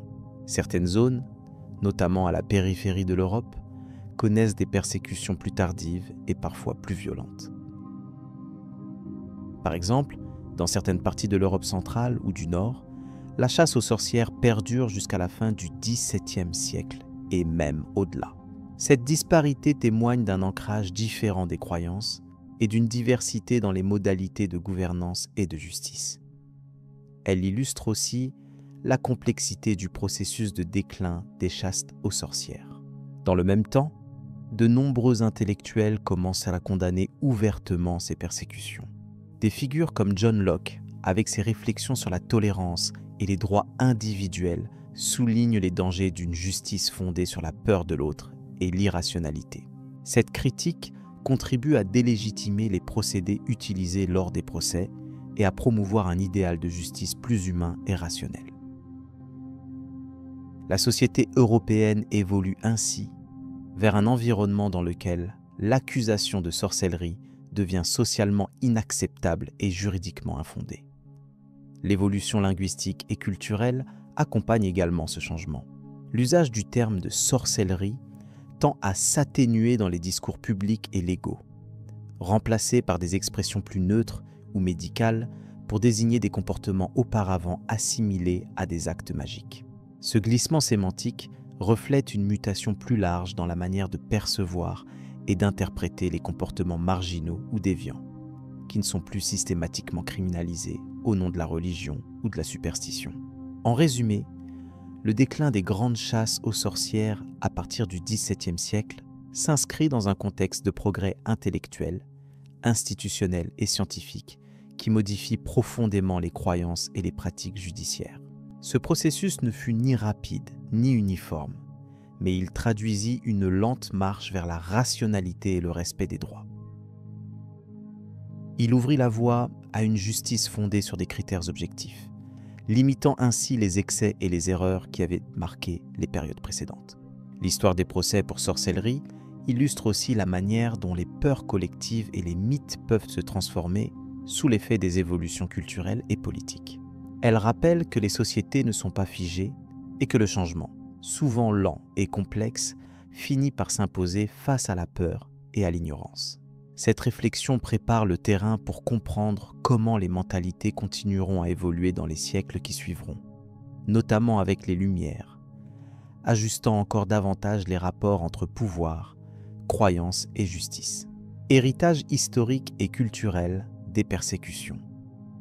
Le phénomène des procès de sorcellerie, qui a profondément marqué l'Europe entre le XVe et le XVIIIe siècle, a laissé un héritage significatif dans la culture et l'histoire du continent.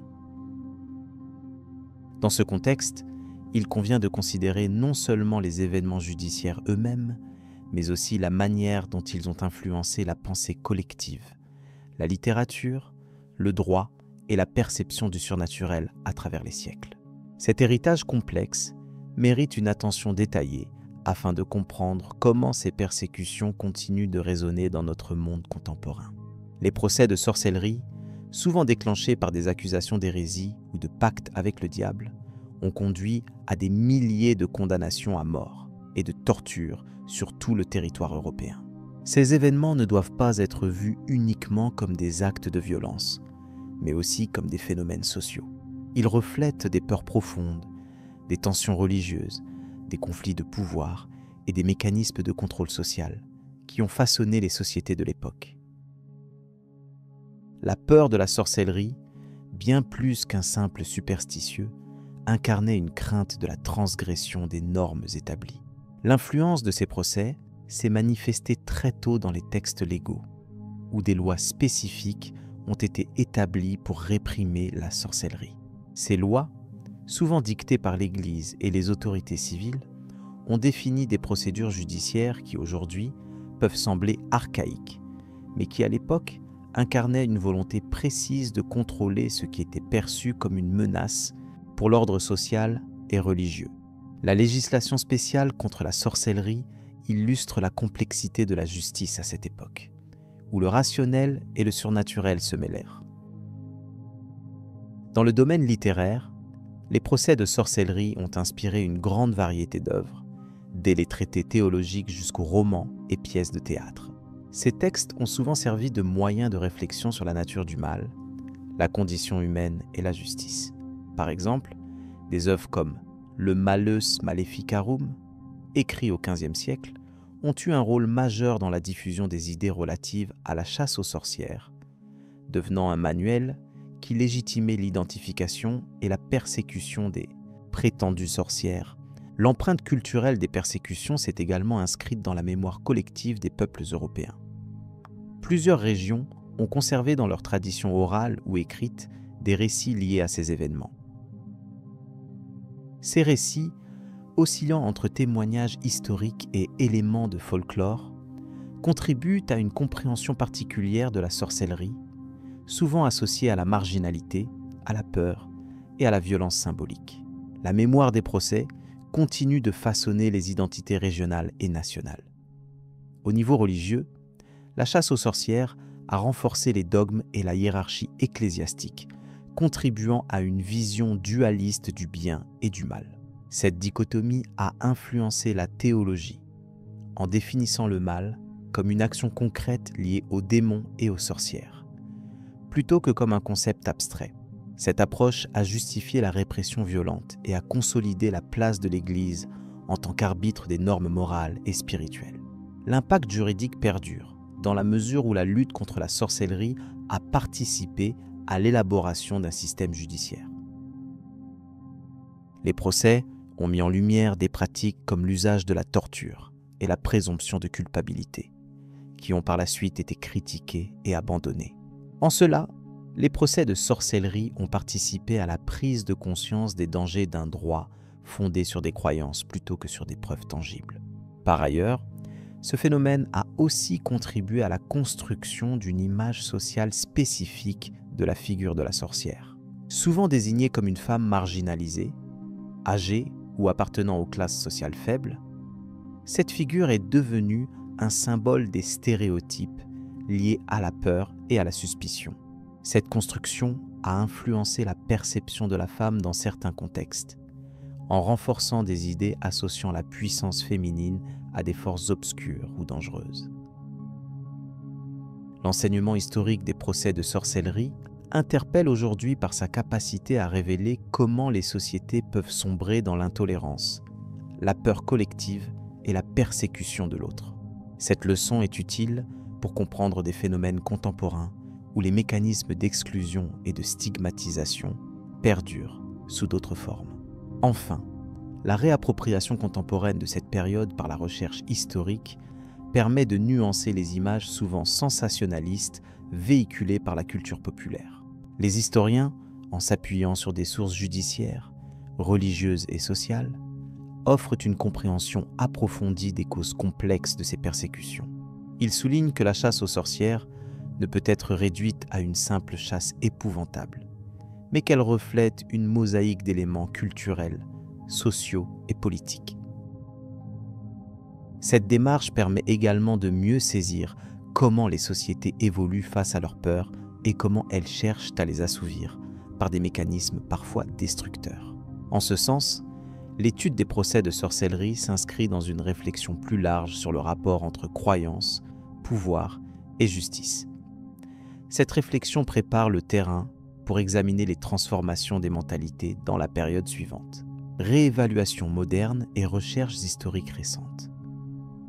Les recherches modernes sur les chasses aux sorcières cherchent à aborder ce phénomène complexe en dépassant les récits mythiques qui ont longtemps dominé notre compréhension.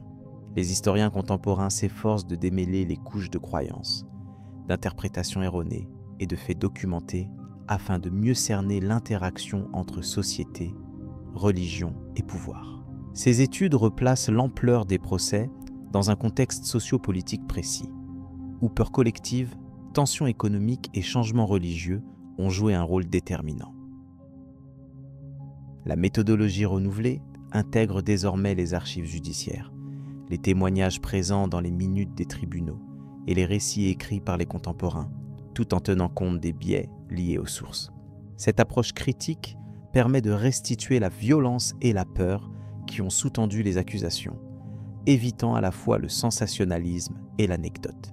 Par exemple, les spécialistes rappellent que les sorcières présumées étaient souvent des femmes vulnérables, âgées ou marginalisées, ce qui témoigne de la dimension sociale plus que simplement superstitieuse de ces persécutions. Un des axes majeurs de recherche est la divergence des contextes régionaux et temporels. Les procès ne se sont pas déroulés uniformément en Europe. Ils ont pris des formes très variées en fonction des cultures légales locales et des tensions spécifiques à tel ou tel territoire. Ainsi, les régions catholiques et protestantes ont connu des dynamiques différentes, tandis que certains territoires ont concentré une part disproportionnée des poursuites. Cette approche fine éclaire la complexité des mécanismes à l'œuvre, remettant en question les visions trop simplifiées souvent reprises. Les historiens contemporains analysent aussi les impacts à long terme sur la société. Les chasses aux sorcières ont constitué un phénomène qui a influencé la législation, la perception du pouvoir judiciaire et l'imaginaire collectif. Certains chercheurs soulignent que ces périodes d'hystérie ont renforcé les structures autoritaires dans certaines régions. Par ailleurs, les procès ont mis en lumière des rapports de domination liés au genre, à la classe sociale et parfois à des rivalités personnelles, ouvrant ainsi le débat sur les mécanismes de persécution et d'exclusion sociale. Un autre volet important concerne la mémoire historique elle-même. Les traces laissées dans la littérature, les arts et la culture populaire ont souvent déformé la réalité historique, nourrissant mythes et clichés persistants. Les études actuelles s'efforcent donc de confronter ces représentations à la réalité des faits documentés. L'objectif est d'élaborer une mémoire partagée plus juste, qui ne minimise ni l'ampleur des violences, ni la diversité des motivations et des acteurs impliqués dans cette sombre période. Les recherches récentes ont par ailleurs profité des avancées interdisciplinaires. L'analyse sociologique, l'anthropologie et même la psychologie historique apportent un éclairage supplémentaire sur les mécanismes de panique collective et les processus de scapegoating. Ces disciplines contribuent à comprendre comment des sociétés entières ont pu basculer dans des logiques d'accusation massive, mêlant superstition et instrumentalisation politique, voire économique. Cette perspective offre un cadre explicatif élargi, utile pour éviter de réduire ces phénomènes à de simples manifestations irrationnelles. Les enquêtes modernes examinent également la dimension juridique et judiciaire des procès. Le recours à la torture, les procédures expéditives et le non-respect des droits de la défense sont désormais analysés dans leur globalité, ce qui met en lumière les dysfonctionnements d'un système qui privilégiait la recherche de témoins fiables, souvent obtenus sous la contrainte. Le rôle des autorités civiles et ecclésiastiques est ainsi scruté, révélant un espace complexe où rivalité et complicité pouvaient en se mêler. Le récent travail de décryptage de ces archives contribue à mieux saisir l'organisation institutionnelle autour de la chasse aux sorcières. À travers ces approches renouvelées, le phénomène apparaît donc comme un prisme révélateur des crises sociales et des mutations politiques traversées par l'Europe à une époque charnière. La chasse aux sorcières n'était pas un simple épisode de superstition, mais l'expression d'une réalité sociale et politique conflictuelle où se mêlaient anxiété, croyances et parfois calculs stratégiques des pouvoirs en place. Cette vision nuancée invite à une lecture plus profonde et contextualisée, qui prend en compte la pluralité des facteurs à l'œuvre dans ces événements. Par ailleurs, certaines études récentes portent une attention particulière au profil des victimes, analysant plus finement les critères d'accusation et les dynamiques de persécution. Elles montrent que l'identité, le statut social, le genre et même des conflits locaux ont été déterminants. Ce genre d'analyse permet de décentrer l'examen des sorcières pour le relier aux mécanismes de stigmatisation et d'exclusion plus généraux, renforçant ainsi la compréhension des rapports sociaux de l'époque. Un intérêt nouveau se manifeste également pour les conséquences culturelles de la chasse aux sorcières. Les chercheurs explorent comment ces épisodes ont influencé la littérature, la peinture et même la philosophie, tout en contestant les interprétations anciennes qui présentaient ces créations artistiques uniquement comme des expressions de peur.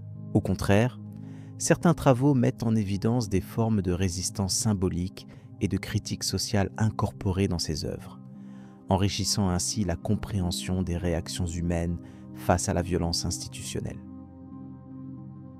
Enfin, cette réévaluation historique s'inscrit dans un cadre historiographique marqué par un effort de déconstruction des préjugés et des simplifications des siècles passés. Les auteurs contemporains proposent une lecture critique des sources primaires et des récits anciens pour faire émerger une image plus fidèle des mécanismes de chasse aux sorcières. Ce travail contribue à une compréhension plus équilibrée, évitant à la fois la diabolisation et l'ignorance des complexités. Il place ainsi ces événements dans une perspective historique ouverte et réflexive. Ce renouvellement des recherches suscite également des débats quant à la place que doit occuper cette mémoire dans nos sociétés actuelles. La façon dont ces épisodes sont commémorés, enseignés ou amplifiés par la culture populaire engage une réflexion éthique ainsi qu'une responsabilité historiographique. Les historiens rappellent que la mémoire des procès de sorcellerie ne doit pas se réduire à un simple exotisme historique, mais servir de miroir aux enjeux contemporains liés à la persécution et à l'intolérance. Dans cette continuité, les études récentes invitent aussi à considérer la chasse aux sorcières comme une leçon historique sur les dangers du fanatisme et des systèmes judiciaires dépourvus de garanties. La banalisation de la peur, les mécanismes de rumeur et la manipulation des populations apparaissent ainsi comme des phénomènes toujours actuels, dont la compréhension repose sur une connaissance approfondie de ces événements passés. Cette lecture dépasse donc la dimension historique pour se projeter dans une réflexion universelle. Toutefois, ces recherches insistent sur la nécessité de rester prudent dans l'interprétation, en évitant d'appliquer mécaniquement des catégories modernes à des réalités d'un temps révolu. La complexité des mentalités, la diversité des cultures et les spécificités locales exigent une approche nuancée où l'anachronisme est combattu par un travail rigoureux sur les contextes. Cette exigence méthodologique assure la qualité scientifique des analyses contemporaines, tout en conservant la richesse de la diversité historique. L'étude des procédures judiciaires montre également que la chasse aux sorcières a souvent été instrumentalisée pour régler des comptes personnels ou communautaires, ainsi que pour renforcer des positions de pouvoir. Ces mécanismes d'instrumentalisation révèlent l'importance des enjeux territoriaux et sociaux dans l'éclatement des persécutions. Dans ce cadre, les procès peuvent être vus comme des révélateurs des tensions plus larges au sein des sociétés européennes de la période moderne. Par ailleurs, dans le prolongement des analyses socio-historiques, certains chercheurs explorent les perceptions et représentations collectives des sorcières à travers les mentalités populaires. Ils examinent comment les croyances et les peurs ont évolué au fil du temps, intégrant des éléments religieux, folkloriques et symboliques. Cette étude anthropologique enrichit la compréhension des bases culturelles des accusations de sorcellerie, dépassant ainsi un simple examen juridique ou politique. L'attention portée au procès féminin révèle aussi l'importance des rapports de genre dans les processus d'accusation. Les femmes étaient majoritairement visées, ce qui soulève des questions sur la place des femmes dans les sociétés étudiées et les mécanismes de contrôle social. Ces dimensions de genre sont désormais envisagées comme fondamentales dans l'analyse des chasses aux sorcières, permettant de comprendre les pratiques discriminatoires dans une perspective historique globale. De plus, les avancées technologiques ont permis d'intégrer les données dans des bases numériques, facilitant ainsi la cartographie des procès et une analyse statistique plus fine. Ces outils permettent de retracer les fluctuations géographiques et chronologiques des persécutions avec une précision auparavant inaccessible. Cela ouvre la voie à de nouvelles interrogations sur les cycles de violence et leur corrélation avec d'autres facteurs sociaux ou climatiques, renouvelant ainsi le champ de la recherche. Par ailleurs, ces nouvelles approches tendent à relativiser la vision monolithique souvent donnée des chasses aux sorcières. Le pluralisme des expériences, des histoires locales et des transformations au fil du temps démontre que ce phénomène devait être compris dans sa diversité. Cette déconstruction des idées reçues invite à une réflexion plus équilibrée et à un dialogue entre différentes traditions historiques pour nourrir une histoire renouvelée des croyances et persécutions.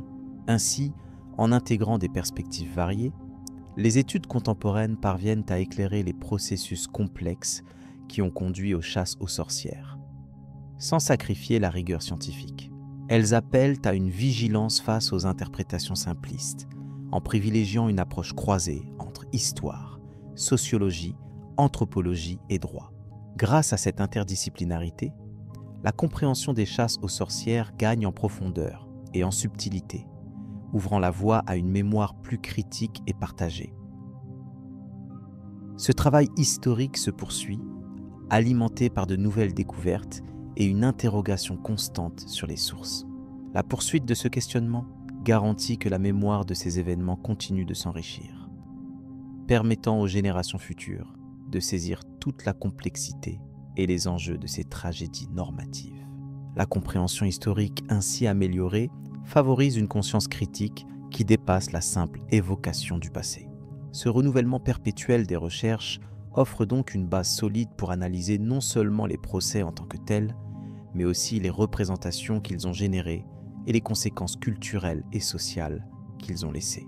Le regard contemporain, fondé sur l'examen rigoureux des preuves et des multiples dimensions, éclaire ces épisodes douloureux sous un jour nouveau, fondé sur l'objectivité et la contextualisation.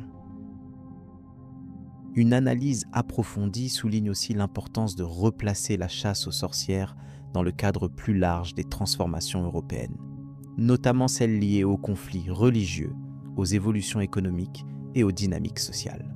Ces facteurs sont clés pour comprendre comment les peurs ont pu se cristalliser en une violence institutionnalisée. L'interconnexion de ces éléments révèle un système complexe où les forces historiques convergent. Enfin, pour transmettre cette mémoire dans l'avenir, il est indispensable de continuer à stimuler la recherche et la diffusion des connaissances. Les institutions académiques, les musées et les organismes culturels ont un rôle essentiel à jouer dans la sensibilisation aux causes et aux conséquences des chasses aux sorcières. Cette démarche éducative s'inscrit dans une perspective de prévention contre les mécanismes de persécution contemporains, faisant ainsi de l'histoire un outil de vigilance citoyenne.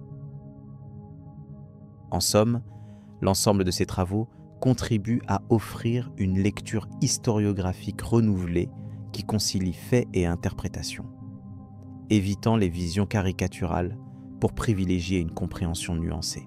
Ce cheminement éclaire le passé tout en invitant à une réflexion critique sur les processus humains de peur, de pouvoir et de justice, constituant ainsi un socle indispensable pour les études à venir.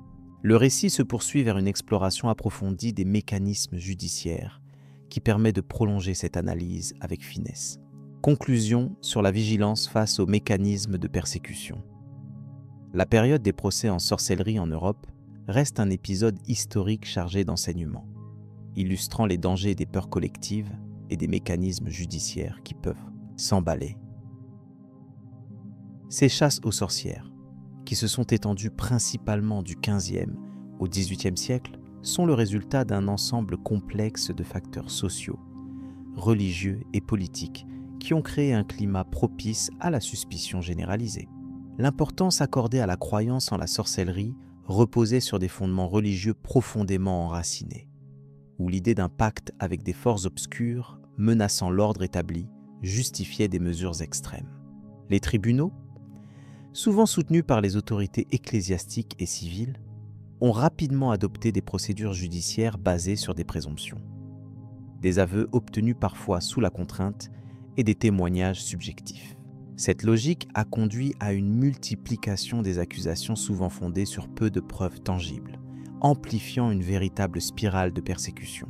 Par conséquent, des milliers de personnes, majoritairement des femmes, ont été soumises à des détentions arbitraires, des tortures répétées et à des condamnations à mort dans des conditions effroyables. Cette période met aussi en lumière la faculté des sociétés à se laisser emporter par la peur collective lorsqu'un bouc émissaire est recherché. La peur du mal invisible, traduit dans la croyance à la sorcellerie, servait à expliquer des phénomènes sociaux ou naturels difficiles à comprendre par les connaissances de l'époque. La sorcière devenait alors une figure fantasmée, coupable de tous les maux, ce qui favorisait son exclusion et son élimination par des moyens judiciaires. Ce mécanisme de persécution peut être observé dans d'autres contextes historiques, ce qui invite à une réflexion rigoureuse sur les conditions qui conduisent à de telles crises sociales. Le rôle des institutions dans cette chasse aux sorcières est particulièrement significatif. Elles ont légitimé les accusations et structuré les procédures, convaincues d'agir pour le bien commun et la préservation de l'ordre moral. Toutefois, ces institutions ont également révélé leurs limites en matière d'équité et de respect des droits.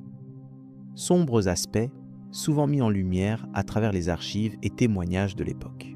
La tension entre justice et hystérie collective a ainsi donné lieu à des excès judiciaires qui restent aujourd'hui un sujet d'étude approfondie pour mieux comprendre les dérives possibles des systèmes judiciaires. L'impact démographique et culturel de ces persécutions fut considérable. Les régions touchées ont vu disparaître une part importante de leur population féminine, souvent parmi les plus âgées et les plus marginalisées. Cette exclusion violente a laissé des traces durables dans la mémoire collective et les traditions orales, marquant un point sombre dans l'histoire européenne. Elle interroge également la manière dont les sociétés traitent les différences et gèrent les conflits internes à travers l'histoire. Par ailleurs, ces procès ont également mis en lumière la complexité des rapports entre pouvoir, savoir et croyance. Le rôle des autorités religieuses et la diffusion des idées sur la sorcellerie par des textes soulignaient une forme de contrôle social, prenant racine dans la peur et la méfiance. Les mécanismes mis en place pour réprimer la sorcellerie sont à la fois un reflet des certitudes scientifiques de l'époque et des failles humaines dans la gestion de l'autorité et du judiciaire. Cela souligne l'importance d'une démarche critique et éclairée dans l'examen des faits et des interprétations historiques. La dimension internationale des persécutions constitue également une piste de réflexion importante. Si elles sont apparues dans différents pays européens, leur intensité et leur durée ont varié selon les contextes spécifiques, législations et traditions locales. Cette diversité souligne que les chasses aux sorcières ne peuvent être réduites à une simple uniformité, mais doivent être comprises dans leur complexité régionale et culturelle. Cette analyse comparée enrichit notre compréhension globale des dynamiques sociales à l'œuvre durant cette période. Le souvenir de ces événements nous invite à rester vigilants face aux mécanismes de persécution qui, de manière plus contemporaine, peuvent prendre d'autres formes. La construction d'ennemis imaginaires reste un phénomène récurrent dans l'histoire, souvent alimenté par des crises économiques, politiques ou sociales. Appliquer ce regard critique aux mécanismes anciens permet de mieux appréhender la nature des discriminations actuelles et d'y répondre avec une conscience accrue des risques liés à la stigmatisation collective. En conséquence, cette période historique nous enseigne l'importance d'une justice appliquée avec rigueur et prudence. Les excès des procès en sorcellerie manifestent les dangers d'un système judiciaire qui perd son équilibre sous l'effet de la peur, du fanatisme et des pressions sociales. Il pose la question fondamentale du respect des droits humains et des garanties nécessaires pour éviter les absurdités judiciaires. Ces interrogations restent d'une pertinence majeure pour les sociétés contemporaines, dans lesquelles la vigilance contre les dérives judiciaires doit être constante. Enfin, la réflexion autour de cette période doit également considérer la manière dont la mémoire collective a évolué. La sorcellerie, longtemps associée à des images négatives, fait aujourd'hui l'objet d'une réappropriation culturelle, souvent dans une perspective critique ou symbolique. Cette évolution démontre la capacité des sociétés à revisiter leur passé avec un regard historique distancié, cherchant à comprendre plutôt qu'à juger. Ce travail de mémoire s'inscrit dans un processus qui permet d'explorer les racines profondes des phénomènes sociaux pour mieux les prévenir. Il demeure essentiel de comprendre que la peur et l'ignorance, alimentées par les croyances et les circonstances politiques, ont été des moteurs puissants conduisant aux chasses aux sorcières. Cependant, ces épisodes ne doivent pas être perçus uniquement à travers le prisme du jugement moral contemporain, mais comme des phénomènes historiques complexes façonnés par les interactions entre culture, pouvoir et savoir. C'est cette approche nuancée qui permet une analyse calme et informée, débarrassée de toute émotion excessive, mais riche de sens pour notre propre temps. Ainsi, en conclusion, il apparaît que la vigilance face aux mécanismes de persécution est une leçon à tirer de ces douloureux événements. L'histoire des procès en sorcellerie rappelle que l'émotion collective ou les certitudes non questionnées peuvent ouvrir la voie à des injustices graves. La compréhension historique invite à favoriser la tolérance, la réflexion et le respect des processus juridiques et sociaux. C'est dans cette perspective que le récit sur cette période trouve sa pleine signification. Tranquillement, sans jugement passionné, mais avec une volonté claire d'éclairer l'esprit. Ce regard apaisé sur un passé tumultueux prépare ainsi le terrain pour une compréhension plus large des mécanismes de persécution dans l'histoire humaine, offrant une base solide pour poursuivre la réflexion dans la suite de ce parcours narratif.